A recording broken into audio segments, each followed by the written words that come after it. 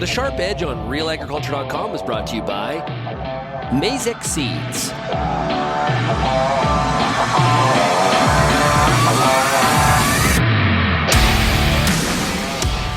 Bernard Tobin on the Sharp Edge today, joined again by Greg Stewart Maizex, agronomist. Greg, how's it going? Good, Bern. How are you? I'm great. We are down in Oxford County today at Larenwood Farms.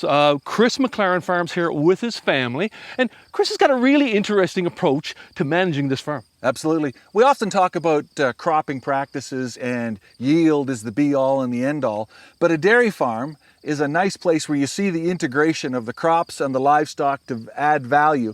And Chris, in his operation, is making really nice use of the winter season to plant cereal rye and to get a forage harvest in May to add value to his operation. Great stuff. Here's Chris McLaren on the Sharp Edge. Hey Chris, thanks for joining us today. Tell us a little bit about your operation here near Drumbo. Yeah, we milk 100 cows. We have about 250 animals. We grow everything on 700 acres of land to feed all the cattle with some extra as well, and do all the work ourselves. Good, good. Hey, we had you speaking at a Maizex meeting this past winter.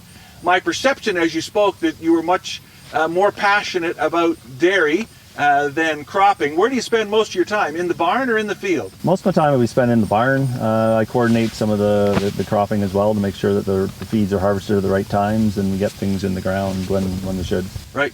So one of the key things that caught my attention was when you finish silage harvest in the fall, you immediately drill in cereal rye for use as a forage the next spring.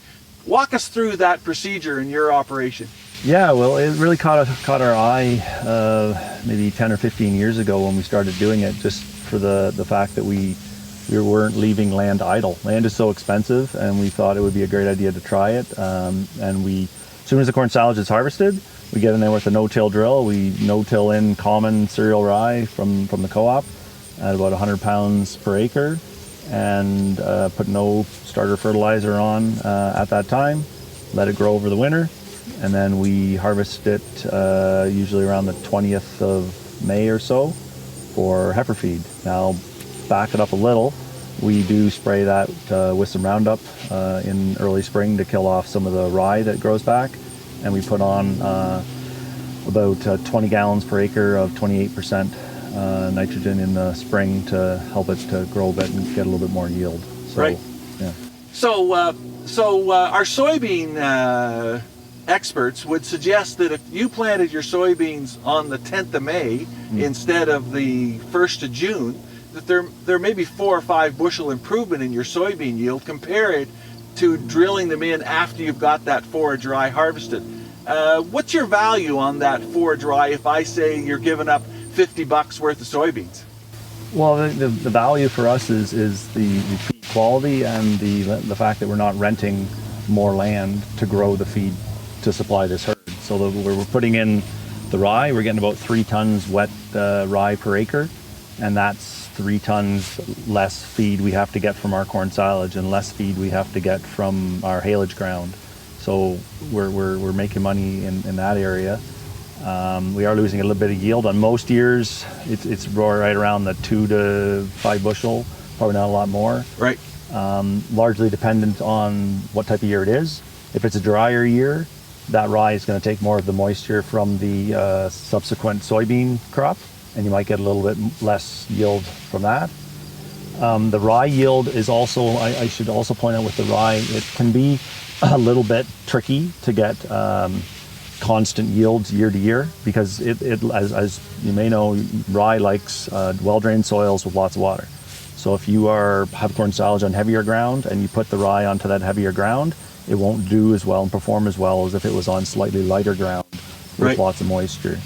And the harvest of it at the middle part of May is quite specific. You have to take it off at boot stage to get the maximum protein, and generally that's around 15% or so we aim for, and that's perfect for our heifers.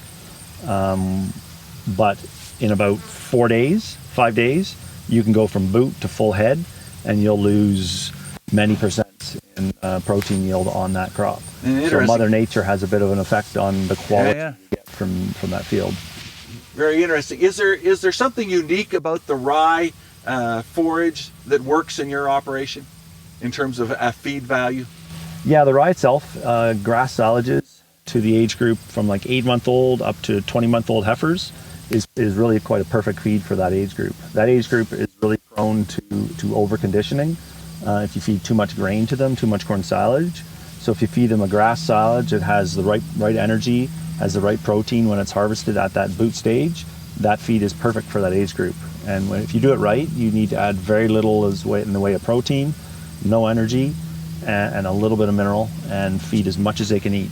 With lots of types of feed that you feed that age group of cattle, you have to limit feed what they're getting, because if they'll eat too much, they'll get too fat. So as far as a feed for heifers, it's fantastic.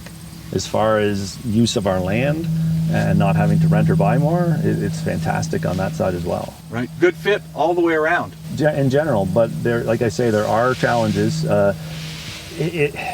This year was great. We harvested it at boot stage, had good weather, and it dries fast, and within 24 hours you can cut and harvest and have it all gone. But the year before that, it was a very wet spring, and we weren't able to get in the field when it was at the right stage, and it went to full head, and the palatability was lower. Granted, we had a lot of yield. Yeah. It was in full head, we had a lot of yield, but the palatability was down, and the heifers didn't want to eat it as much, and the quality was there, and we had to add in more cost into the ration to get the right feed for the heifers. Right, but you've been at this for a few years now, right? Yeah, many years. Yeah, and you're not walking away any day soon. No, and we will plant it again this fall, and we see value in it as far as a feed for heifers and as far as good use of the land. Yeah, absolutely. So there you have it. Chris McLaren. Greg, a really interesting perspective here. He's managing this field, this farm, from a soil health perspective and an efficiency perspective, and it all sort of integrates real nice. Yeah, beautiful example of being able to manage the soil from a perspective of having it covered. His silage comes off, and he's immediately drilling it into cereal rye.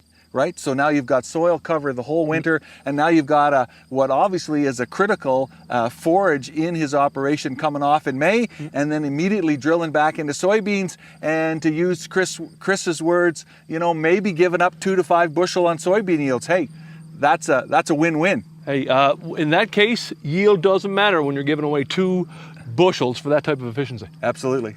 Great episode of The Sharp Edge, sir. Thanks for stopping by. We'll see you next time. Thanks, Bern.